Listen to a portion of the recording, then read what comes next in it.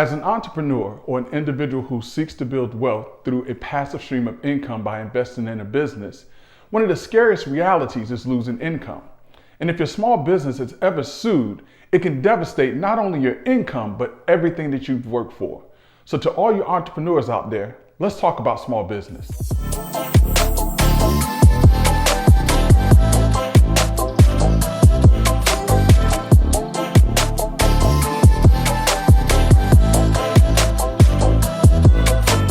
Welcome back to my channel. I am Greg Jackson, self-proclaimed attorney extraordinaire, a co-host on the weekly radio talk show program Let's Talk About It, and a general in the Let's Talk Nation.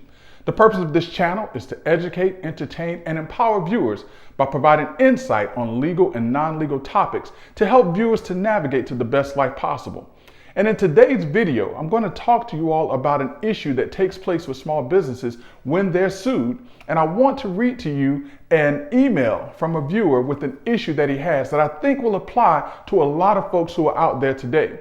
But before I get to that email and to the topic of today, if you would please hit the subscribe button and comment letting me know that you subscribed, I'll be sure to send you a personal message to thank you. Now, today's topic stems from an email that I received from a viewer. And as I indicated before, I think that it's a topic that is going to apply to a number of small business owners out there. And the email reads, Greg, my business recently was sued when a customer tripped and fell on my property. I have insurance, but the claim was denied. Can I just represent myself in court? You know, the answer to that question in large part depends on one very important factor, and I'll get to that in 1 second. But in general, here in the state of Florida, the courts have determined or decided that corporations cannot represent themselves and cannot appear in court without an attorney. So what that means is that if you are a shareholder or a business owner of a business that has been sued, you cannot appear in court for that business unless you have an attorney to represent the business.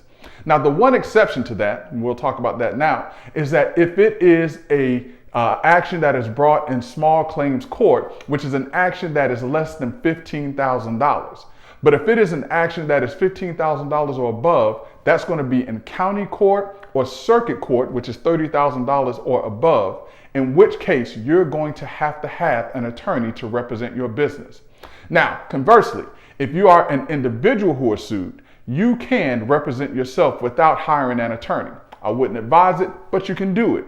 But unlike a business, you cannot go into court without being a licensed and barred attorney in the state of Florida and represent a business in county or circuit court. The other part of the viewer's email that I would like to touch on briefly is the fact that he or she has insurance.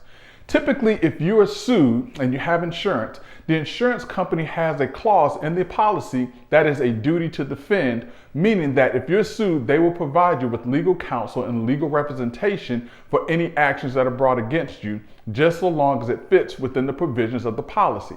Unfortunately, in this case, it sounds as if the insurance company denied the claim, which is why this particular viewer wanted to know if they could represent themselves. Now, hiring an attorney is a very important decision, but it also can be a very expensive decision.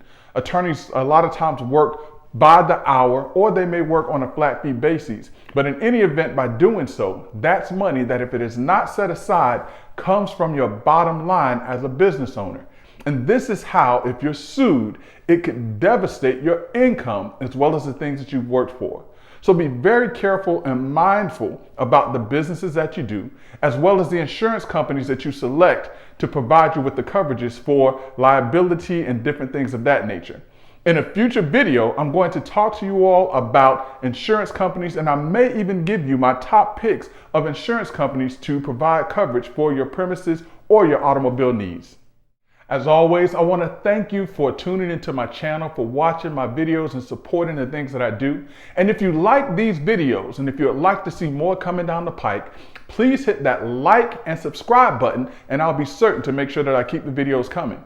I also ask that you ask your friends to join us here on this channel so that they can hear me, none other than Greg Jackson, self-proclaimed attorney extraordinaire, co-host on the weekly radio talk show program Let's Talk About It, and the general in the Let's Talk Nation. Until next time, be good.